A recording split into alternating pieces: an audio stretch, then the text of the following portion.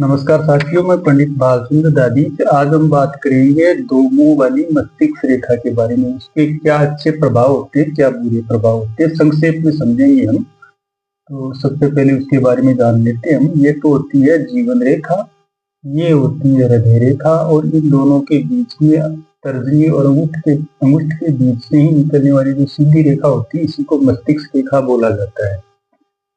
इसके पहले रूप के बारे में हम समझ लेते हैं। मस्तिष्क रेखा यहाँ तक आके फिर एक भाग इसका नीचे की तरफ झुक जाता है। बहुत से हाथों में ऐसी रेखाएं होती है। तो ऐसी रेखाओं वाले जो मस्तिष्क रेखा होती है, जो झुकी हुई ज्यादा हो और नीचे की तरफ झुकी हुई हो, ऐसी रेखाओं का क्या मतलब होता है, ऐसी रेखाएं हो तो हम क्या समझ सकते हैं, इसके बारे में हम बात करते हैं। जिनके हाथ में मस्तिष्क रेखा दो भागों में बंटकर एक भाग नीचे की तरफ आ जाए, ऐसे व्यक्ति कल्पनाशील होते हैं, काल्पनिक प्रवृत्ति के और बहुत ही भावुक प्रवृत्ति वाले व्यक्ति होते हैं। ऐसे व्यक्ति जिनका मस्तिष्क स्थिर नहीं रह पाता, और ऐसे लोग निर्णय लेने में काफी संकोच करते हैं और काफी सोच समझने के बाद में वो निर्णय लेते हैं। कुल मिलाकर ऐसी प्रवृत्ति वाले जो व्यक्ति होते हैं वो ठोस निर्णय नहीं ले पाते तुरंत, और विचारों में खोए हुए व्यक्ति होते हैं।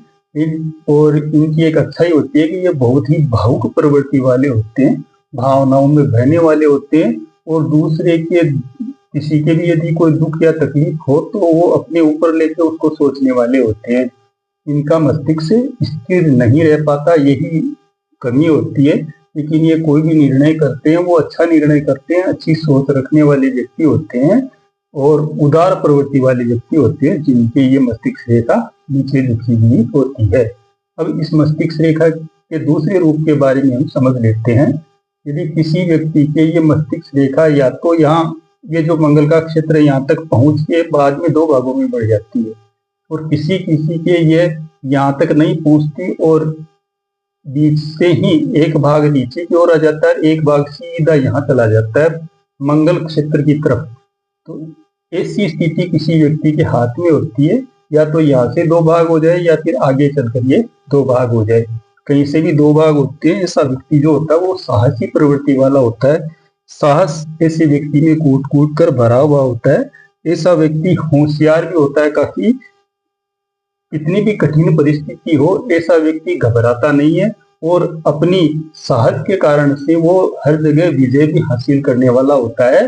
और ऐसा जो व्यक्ति होता है जिनके मंगल क्षेत्र पे जाकर ये मस्तिष्क रेखा दो भागों में बढ़ जाती है, ऐसे व्यक्ति जिद्दी स्वभाव वाले होते हैं और कठोर निर्णयों को लेने वाले होते हैं ऐसे व्यक्ति। और साहस तो ऐसे व्यक्तियों में कूट कूट कर भरा हुआ होता है। हृदय से ऐसे व्यक्ति काफी मजबूत प्रवृत्ति वाले होते हैं, जिनके ये मंगल क्षेत्र पे आके दो भागों में बढ़ जाती है, या बीच में से भी दो भागों में बढ़कर एक भाग मंगल क्षेत्र तक पहुंच जाता है। ये इसकी दूसरी स्थिति होती है। अब तीसरी स्थिति के बारे में समझते हैं अपन। तो कई हाथों में मैंने देखा है कि ये मस्तिष्क रेखा दो भागों में बंटकर एक भाग जो होता है वो हृदय रेखा को टच कर जाता है। कई व्यक्तियों के हाथों में ऐसी स्थिति होती है। यदि किसी व्यक्ति के दो भागों में बंटकर एक भाग इस हृदय रेखा को छू जाए, तो ऐसे व्यक्ति काफी बुद्धिमान प्रवृत्ति वाले होते हैं, और ऐसे व्यक्ति को कोई दूसरा आदमी बेवकूफ नहीं बना सकता। वो भले किसी दूसरे को बेवकूफ बना दे।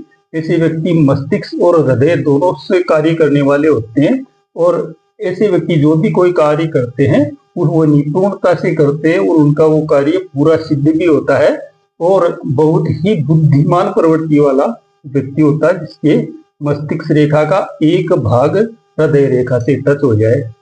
तो ये मस्तिष्क रेखा के तीन रूपों के बारे में आपको बताया है। बहुत से लोगों के हाथ में ये तीन ही प्रकार की ये मस्तिष्क रेखा बनती है, जो दो भागों में बनकर एक नीचे की तरफ आ जाती है। इन्हीं हाथों में ये मंगल की तरफ चली जाती है, और किसी हाथ में ये हृदय रेखा के ऊपर चली जाती है। ये मैंने आपको तीनों रूपों का प्रमाणिक रूप से ज्ञान दिया है, आपको समझाया है। आशा आपको समझ में आया होगा।